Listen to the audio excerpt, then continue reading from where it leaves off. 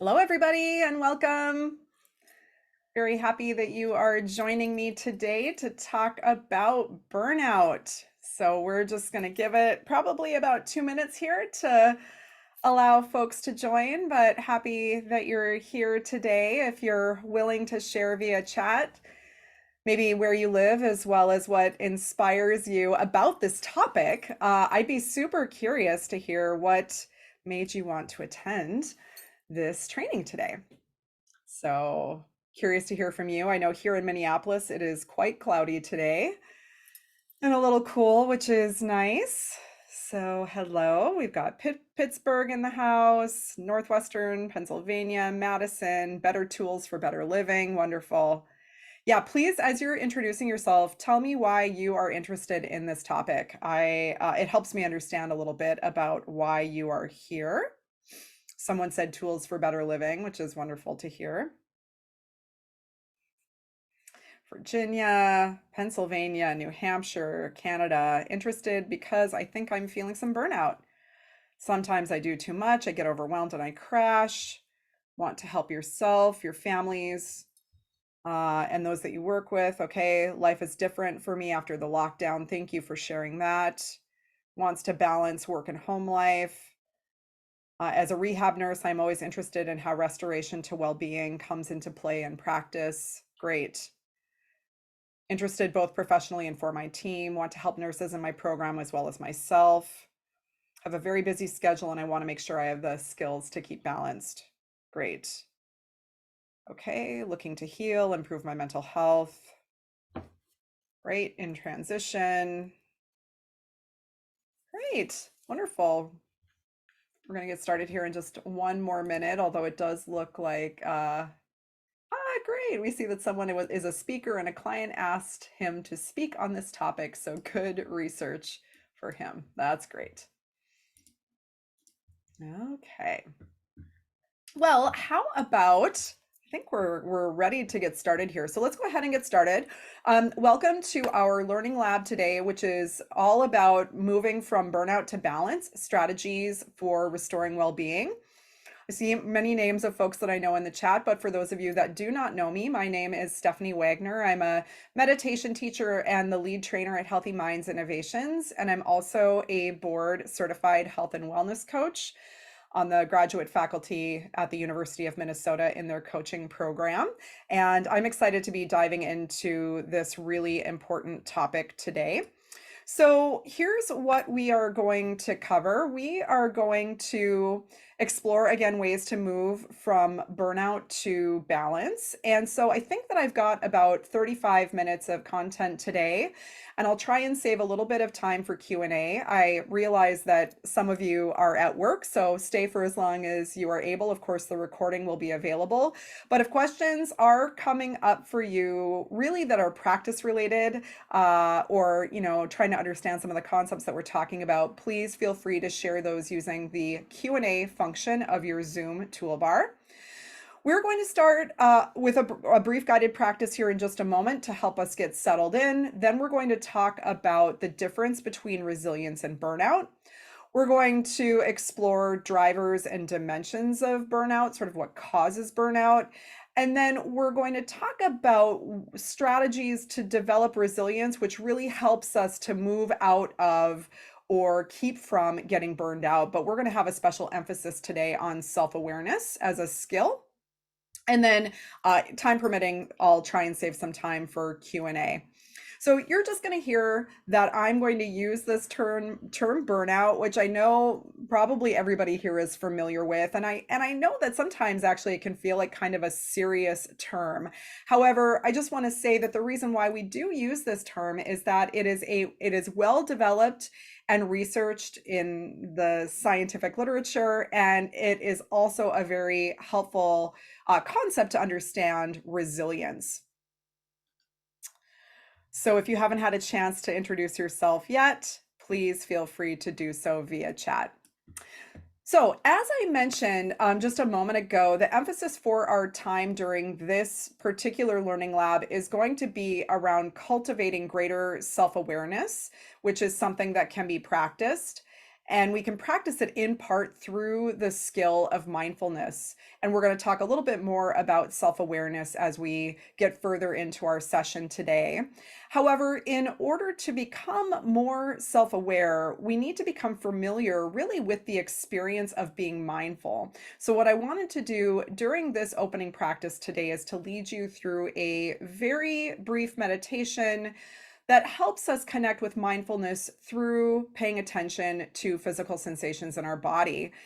And when we can bring mindful awareness to the sensations in our body, this is actually a really important skill to develop, in part because our emotions and burnout often show up in our body. So, the more that we can cultivate awareness of sensations of what's going on in our body, the more that we can actually see the signs more quickly that something's going on, and then we can make wise decisions about the most skillful way to respond to those signs that we're getting burnt out. So let's go ahead and experiment with this a little bit, bringing mindful awareness to physical sensations in the body. So we'll just do this for a couple of minutes here. Helps us to get settled in. So go ahead and find a posture that feels supportive to your well-being. You can almost think about your spine being loosely straight and relax the muscles in your body, even if you can just a little bit. Close your eyes if it feels good to do so. And just take a couple of slow, intentional, deep breaths here.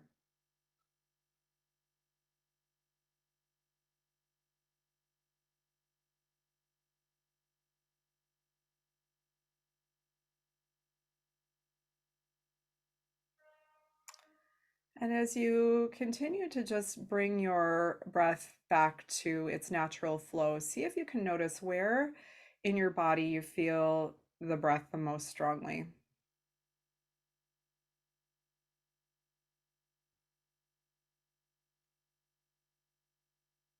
So there's some kind of sensation related to breathing. Maybe it's the warmth or coolness of the air moving in and out of your nose, or that expanding and contracting of your belly as it rises and falls with your breath. So just bring awareness to the feeling of breathing.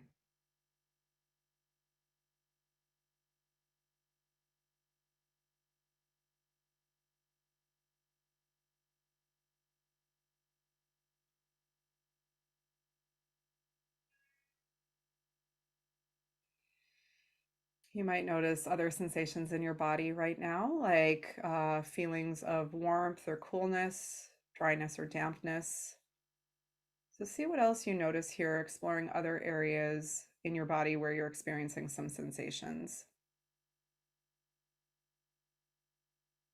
Maybe it's the palms of your hands or the soles of your feet.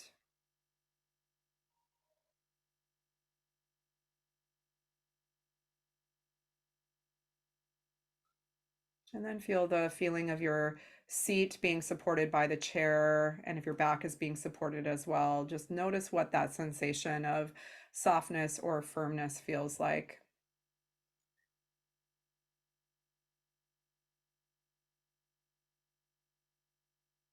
And as you're doing this, the most important thing is just to know, like to be aware of what's happening and see if you can notice that moment when your mind wanders into thoughts where you're caught up or distracted, and then just come back to the sensations in your body. So let's just do this for another moment.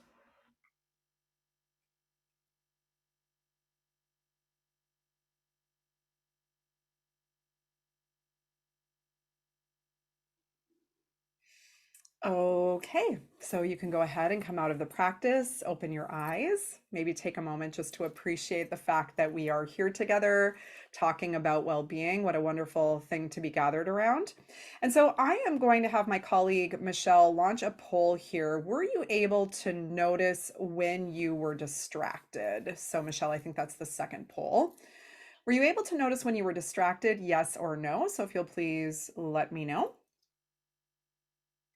I'm gonna let this go for just a moment here.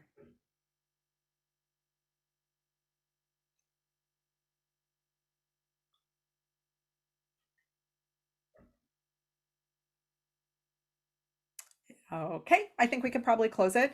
So we'll share the results here. 92% of you said yes, you were able to notice when you were distracted, and 8% said no. So that's great. Thank you so much for sharing your experience during that practice. And you know what? Many of you were able to notice what was going on. That's perfect. And if you weren't able to notice when you're distracted, it's totally fine too. This is something that can be strengthened over time. This is what we're doing when we're continually training our mind. We're becoming more and more familiar with where our mind is in any moment. So just like we can strengthen our muscles in the gym, we can also strengthen this capacity to be more aware. Okay, great. So let's move on here. So, what you just did in this opening practice was a moment of well being, practicing a moment of well being. And this comes from the scientific insight that I think many of you are probably familiar with, which is that well being is a skill that can be learned, it's a skill that can be cultivated. And so, here is why this matters. We might feel really frustrated by situations in our lives that are contributing to us feeling burned out, and we're just kind of over it, right? However, there is actually a different perspective that we can take here. So, while we may not have control over many of those external circumstances happening around us that are contributing to our burnout, we can actually change our relationship to what's going on through training our minds. We can actually connect with a source of well being that exists within our own minds in spite of what's happening in the world around us. So let's move into exploring then the kind of the difference between resilience and burnout. So, in order to understand resilience, we need to understand what it is and what gets in the way of it. So, I'd like to actually hear from you now in the chat. How do you define resilience? How do you define resilience? There's no right answer, right? You're the expert in your own understanding. So please go ahead and share with me via chat how you define resilience. Okay, lots of chat responses coming in here. So bouncing back, many folks are saying bouncing back, pushing through when things are hard, quick recovery from difficult input, adaptability, flexibility, joy, not giving up, Rocky Balboa, for those of you that are familiar with the movie Rocky. Okay, springing up from being knocked down. Great. Lots of really amazing. Oh, equanimity. That's something that's a little bit different than we haven't seen, but a lot of folks saying the ability to bounce back from adversity. So wonderful. At Healthy Minds, we define resilience as our capacity to both withstand as well as recover from difficulties. And so this is, as you can imagine, a very useful and important skill to have. So, resilience helps us to navigate and be with those difficult situations in our lives in a way that those difficulties don't take us over, they don't overwhelm us. Resilience is actually a source of strength that helps us to bounce back more quickly in spite of whatever challenges we may be facing. So, the opposite of that, which is really the reason why we're here today, the opposite of resilience is burnout. So, when our burnout is high, we don't have the capacity to recover from challenges. And instead, we're stuck in those feelings of being overwhelmed by them. And of course, burnout can have a negative impact both on our physical health and our mental health. So when we think about burnout, it really is more than exhaustion. I think, I hear the term burnout and I just automatically associate it with exhaustion. So if burnout were just exhaustion, it would be called just that, right? It'd be called just exhaustion. So burnout is actually the result of dealing with chronic stress, and it's accompanied by other characteristics. So the first characteristic is exhaustion, right? So there is this element of exhaustion, meaning you don't have anything left to give. Your internal resources, your internal energetic battery, so to speak, is very low. Other characteristics outside of the energetic component are this feeling of being negative or cynical. So, this could show up as you being irritable or negative towards, aspects of your job. Maybe it's your clients or your team, might even be feeling negative towards your family. This negativity also can often in burnout be directed to ourselves. So it's like feeling like we're not doing a good enough job. We're overly critical of ourselves, regardless of what area of life we're burned out in, whether it's work or home. There is also this element as it relates to work related burnout where we feel detached from our work. So this might show up as reduced productivity, reduced capacity, low morale, and then just having really the inability to cope. So we're going to launch another poll here. So I'd like to find out if you have experienced burnout before. Have you experienced burnout? Might not be right now, might not be related to your work. Have you experienced burnout?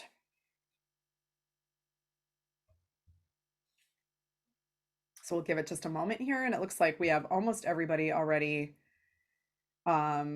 Yeah, we have almost everybody in. So let's go ahead and just share those results.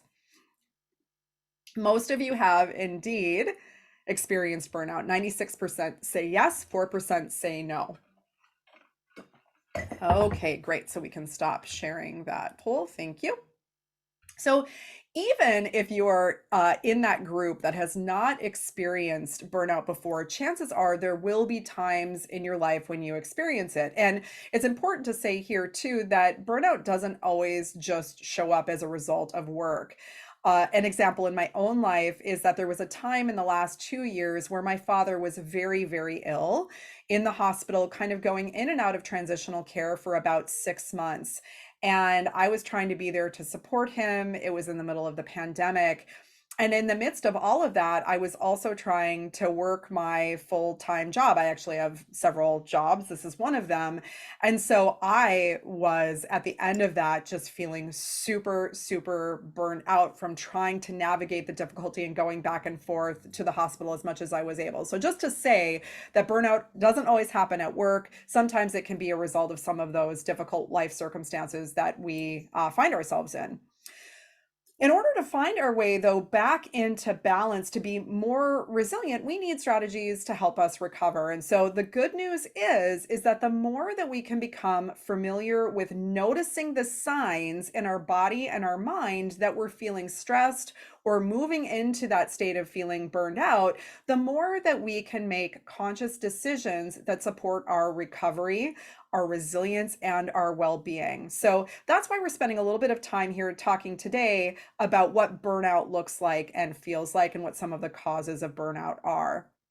Now, for those of you that are parts of organizations that are participating in Healthy Minds at Work, so as we zoom out from the individual to the organizational effects of burnout, we may find issues like increased turnover.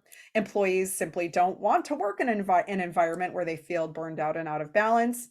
We also find greater absenteeism, employees not showing up or calling out sick. And we also see a culture of unproductive work, which can create a lot of problems, not only for the organization, but for organizational leaders as well. So I'd like again to take a moment to hear from you via chat this time. Based on everything that we've talked about so far, why do you think it's important for you to develop resilience? Why do you think that it's important for you to develop resilience? And this could be very personal, right? This can be your own reason. Healthier, keep your job so that you can be the best that you can be for your family, for my mental health, to lower the chances of burnout, to be there for others, to live life and not survive through it. Wonderful. Maintain flexibility, do your best work. Don't want to feel that way, don't want to feel burnt out. Yeah, healthy relationship with oneself, need to support myself and my family, this feeling that I'm worth it, be more balanced. Great. Lots of really wonderful benefits here as to why cultivating resilience is important to you.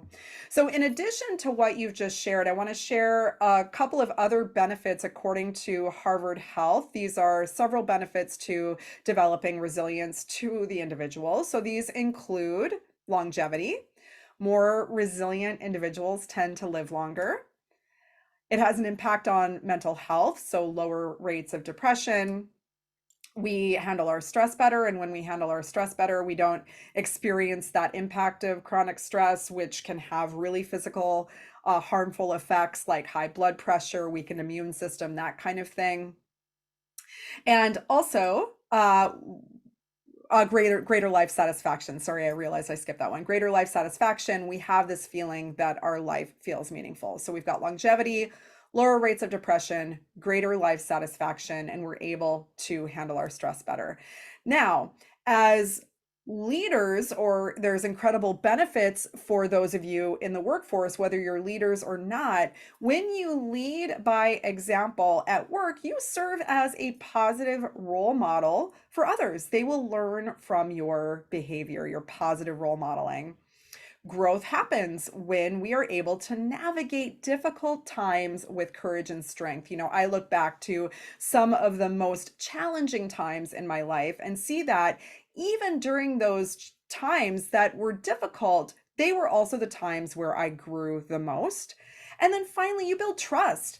When you are resilient at work, you build trust with your coworkers and your team by demonstrating that you have the capacity to navigate the ups and downs that happen at work. The team feels safe, they feel supported, you're able to promote a positive work culture in spite of the difficulties.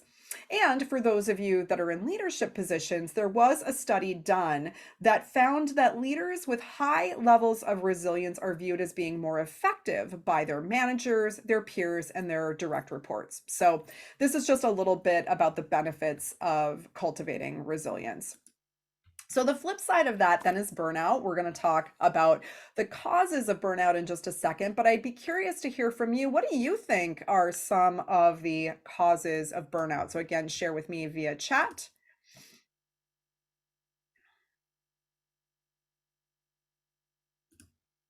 Being overscheduled, lack of support, not finding time for self care, overextending yourself, stress, not listening to your body, being overloaded, too many work projects, perfectionism, low self esteem, negative environment, situations that are out of our control or that we can't handle, overloaded, disillusionment, problems that cause disillusionment, pushing oneself too hard. Great. Wonderful. Oh, wow. This is really inspiring. Thank you so much. I'm going to make sure that I have an opportunity to go dig into some of those comments because there's a lot of wisdom emerging from this group. So thank you so much. So let's talk about, according to the research, what are some of the established drivers of burnout, and some of which have been already spoken, some haven't.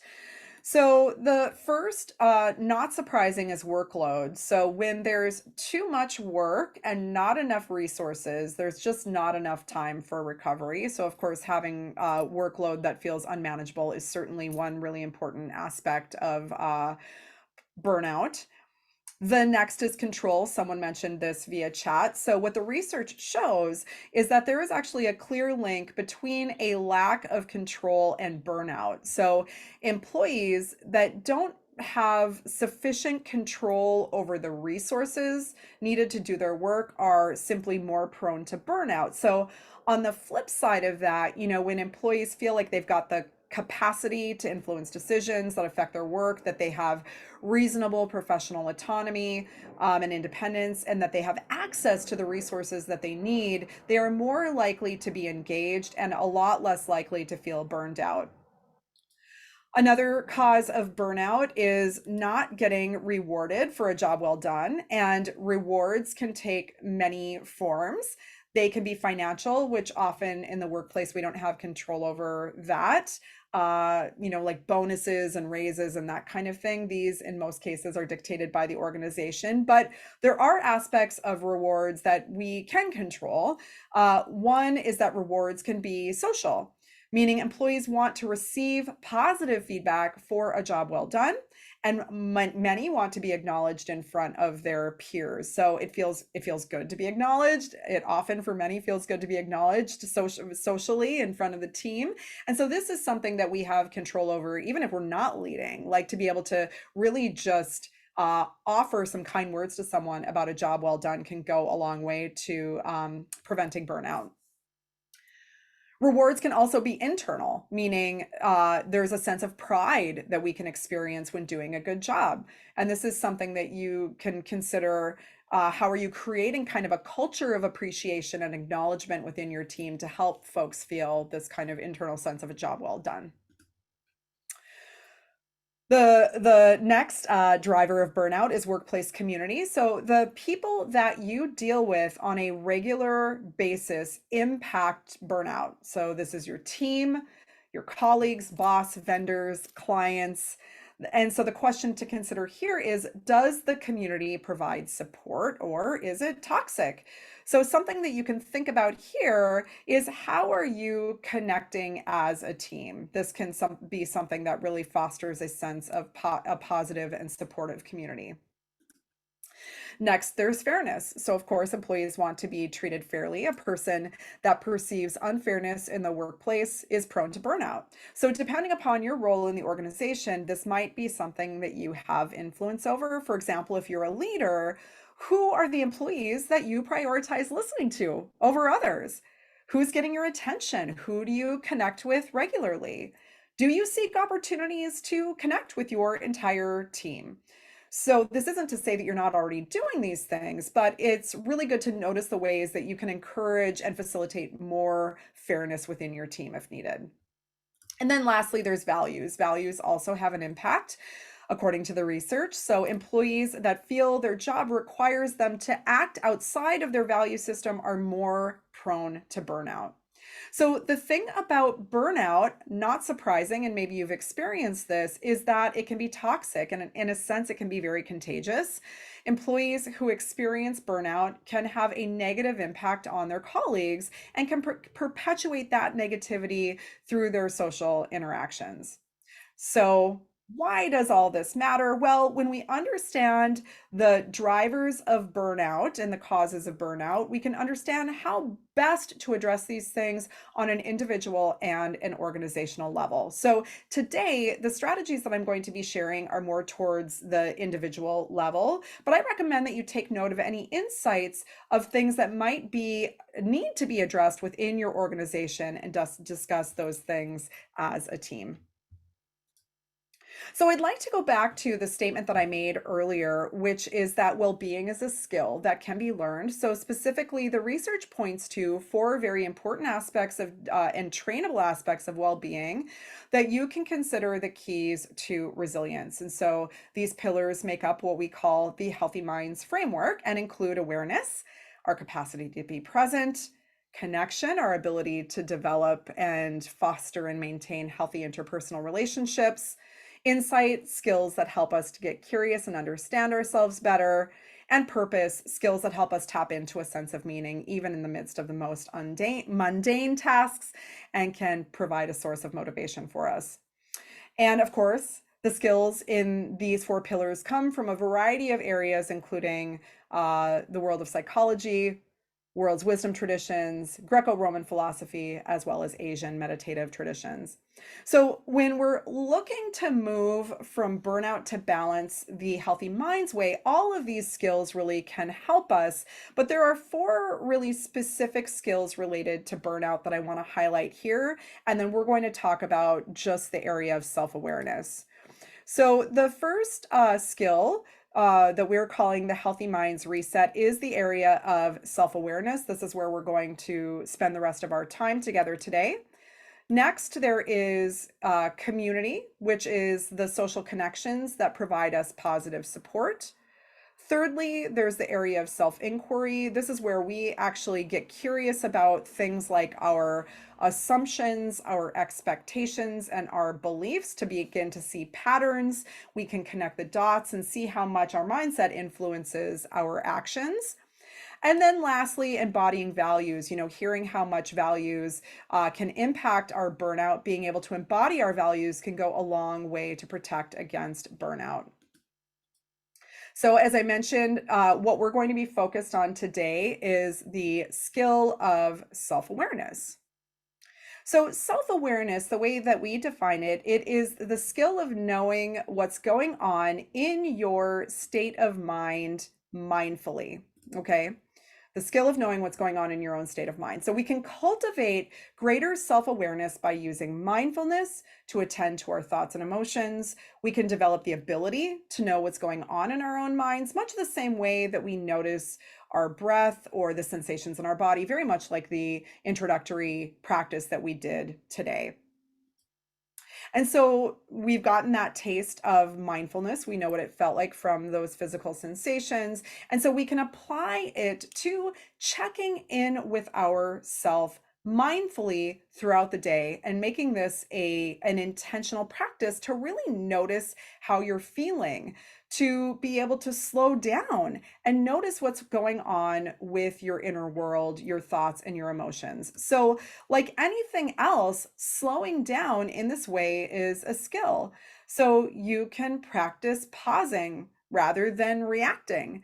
And you can train yourself to notice those thoughts and emotions so that you can, again, choose how to respond to them in a skillful way.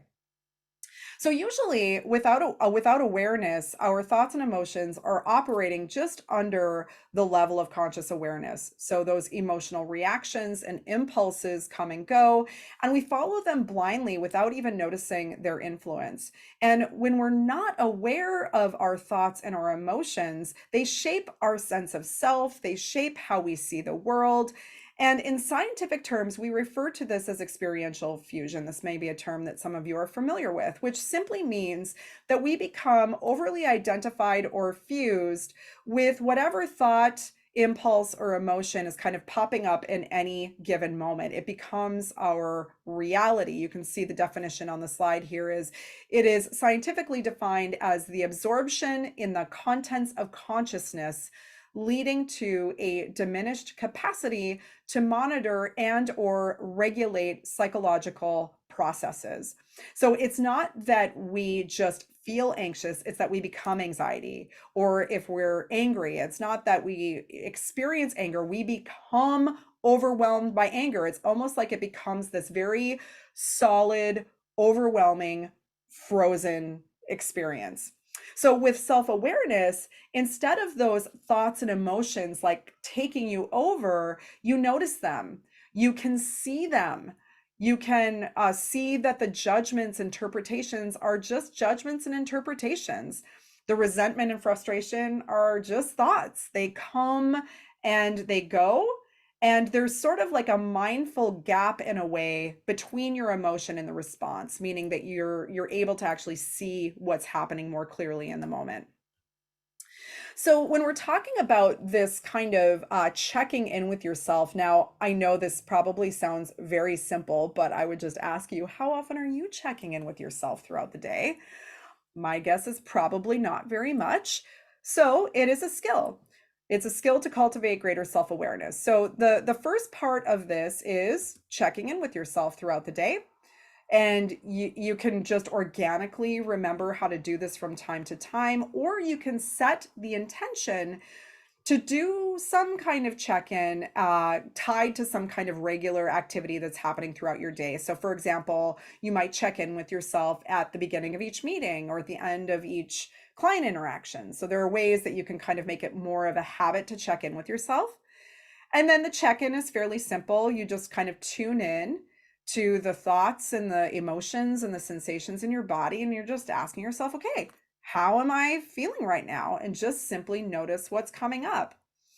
And you actually don't need to do anything to change or fix your experience in any way. Just notice. So, what's cool is that self awareness can be actually strengthened through using those very things that often overwhelm us, those difficult emotions, the thoughts, the impulses. Bringing awareness to these mental states counteracts that experiential fusion that I was just talking about a moment ago.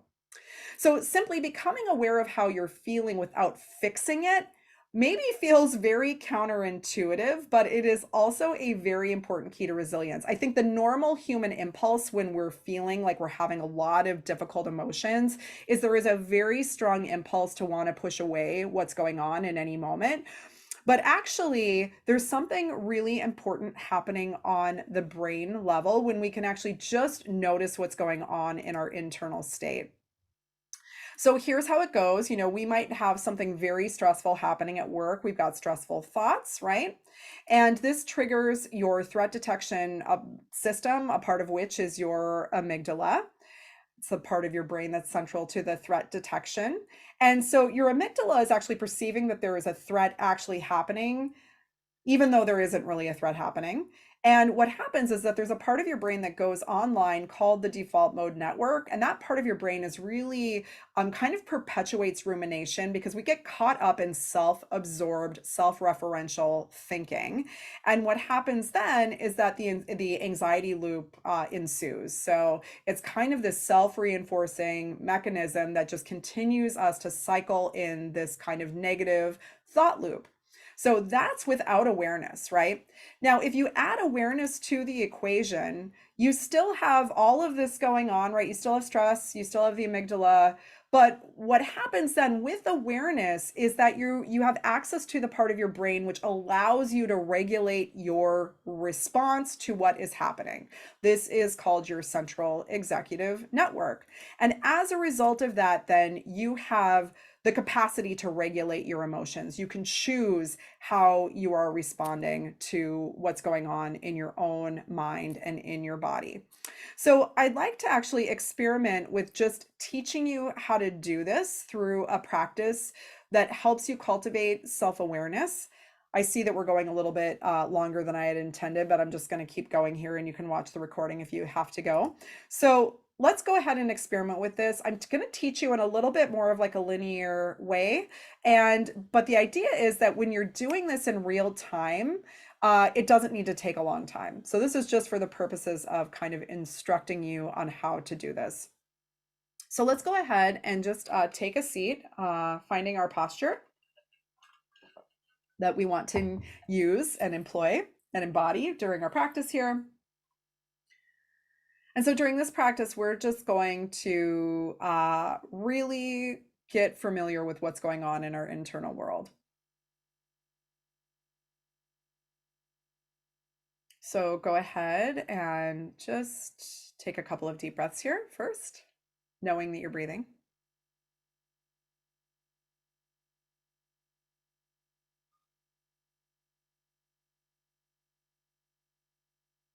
So here we're just connecting with that sense of knowing, right?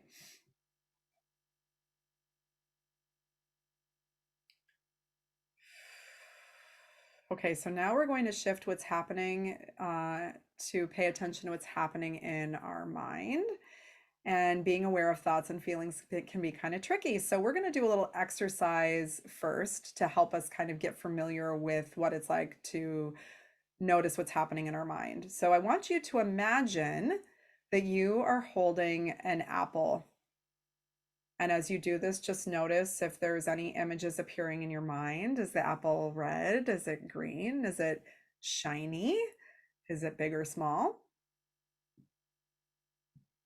And now you can imagine that you're taking a bite of that apple. And as you're doing that, just notice how you feel. Can you notice any sensations in your mouth? Are you salivating, watering, or maybe like a little tingling in your throat? And so now just kind of checking in with what's going on in your mind. Are there any thoughts and images, or is your mind blank and empty? It's all good. Just see what you notice here.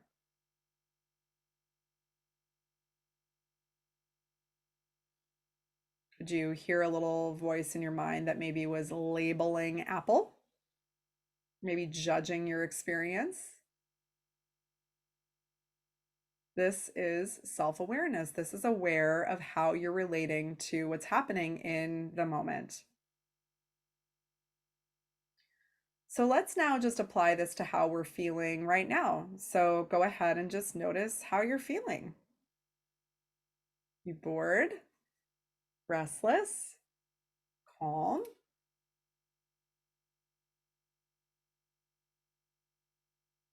Notice what's happening in your body. Does your state of mind influence how you feel in your body?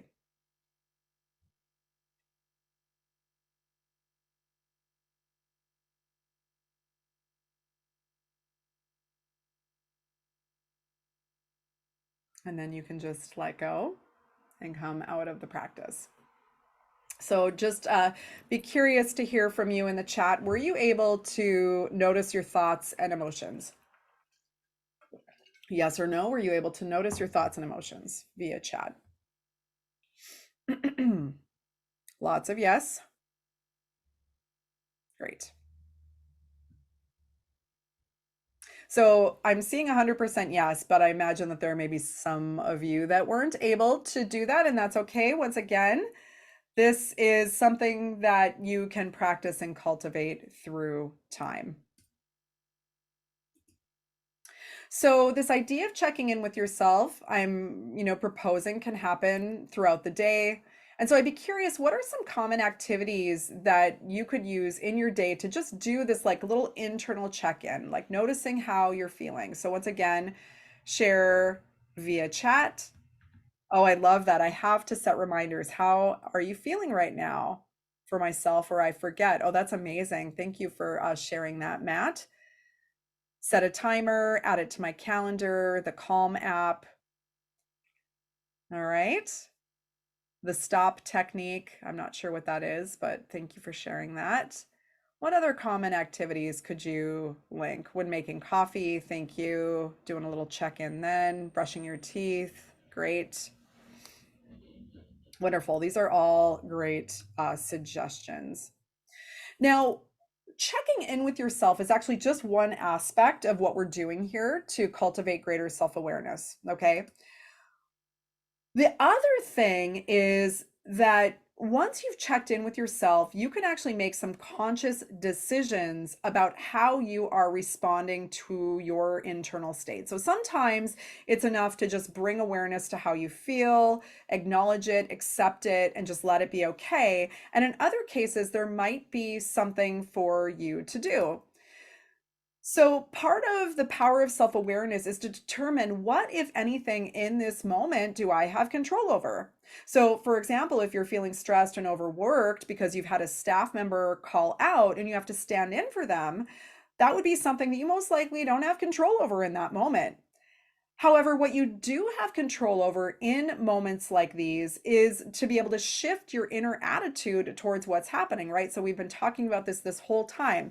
So we don't have often control over what's going on, but we can control how we're relating to it, right? So here, when you don't have control over what's happening, you can actually shift from resentment to acceptance.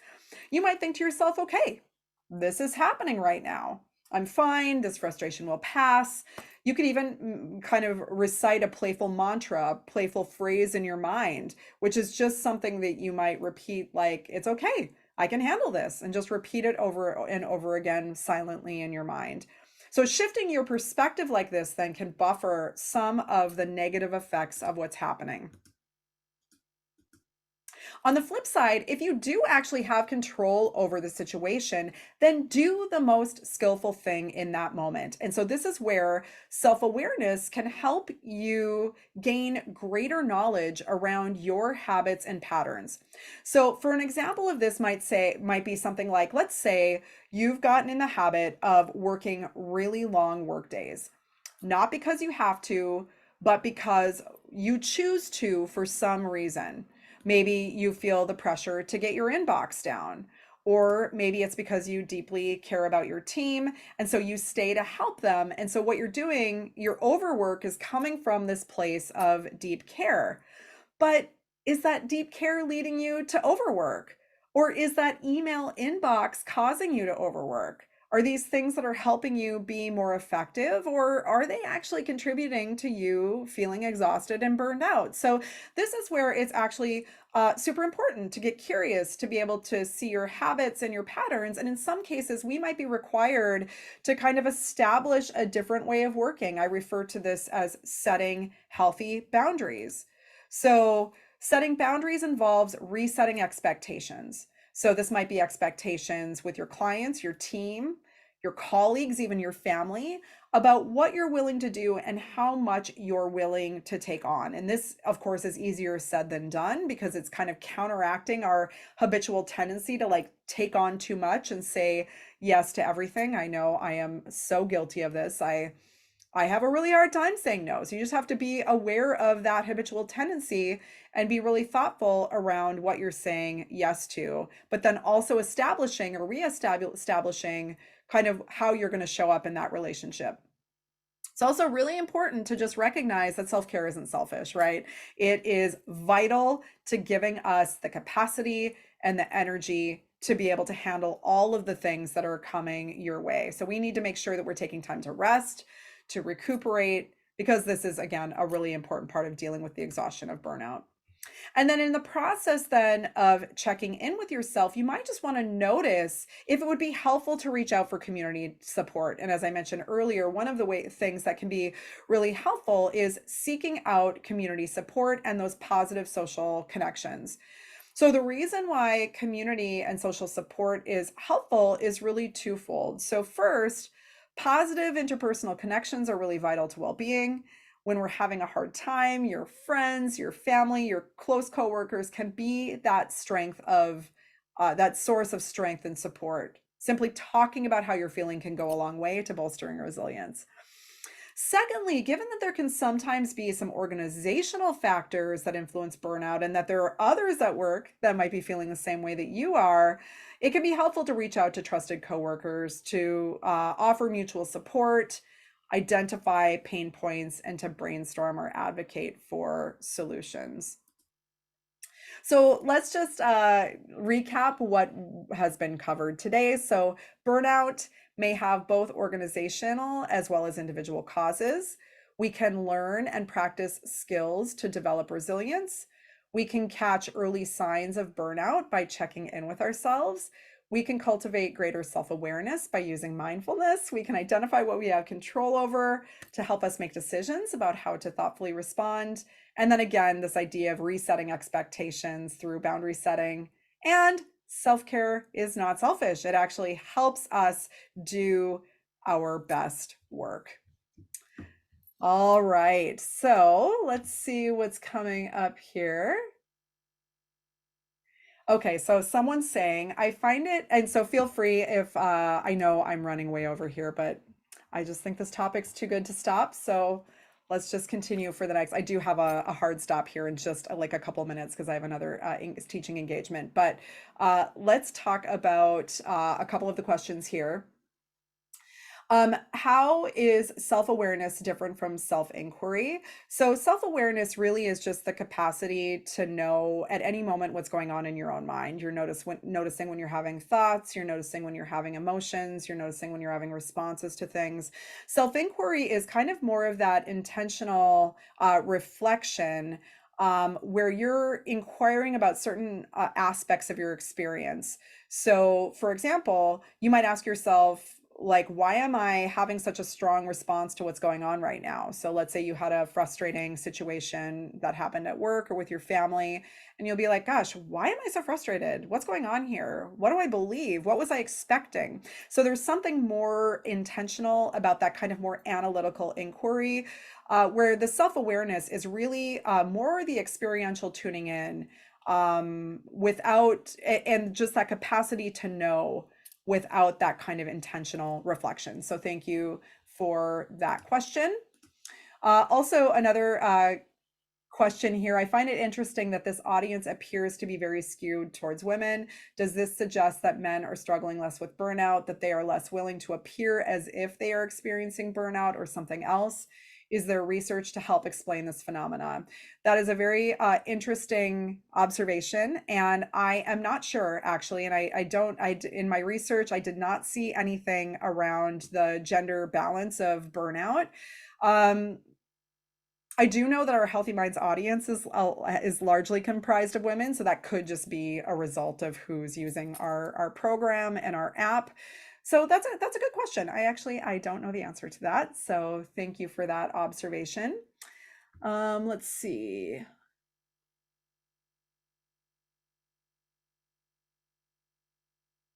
Okay, so another person says, although I manage to practice the four pillars of a healthy mind during my day, there are many days when I find difficulties in sleeping during the night, and I feel like my mind is trying not to get caught up in the thoughts. Does this mean I am not practicing enough?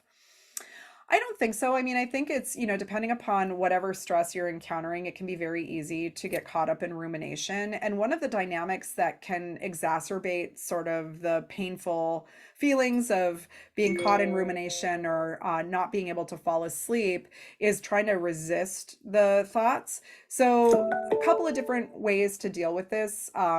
First of all, just to say that on the app, we do have a sleep series that can be very helpful. You can just notice the thoughts and watch them like you're watching a movie. You could do a body scan. So there are techniques where you can just bring awareness to the different sensations in your body, and really just work with the feelings of tension, and trying to sink into whatever feelings of sleepiness may be present for you. But there's a lot there to say about sleep. So I recommend that you maybe check out that sleep series in the app. Okay, let's see. Yeah, and I think that is probably all we have time for today. So just want to thank you so much for your kind care and attention around this topic. I hope that you found it beneficial. There will be a survey coming your way. The recording will be accessible in the email recap that will be sent to you. And also just very curious if there's something specific that resonated with you today. I'd be also very interested to hear that. But thank you so much, and we will see you next time. Have a wonderful rest of your day.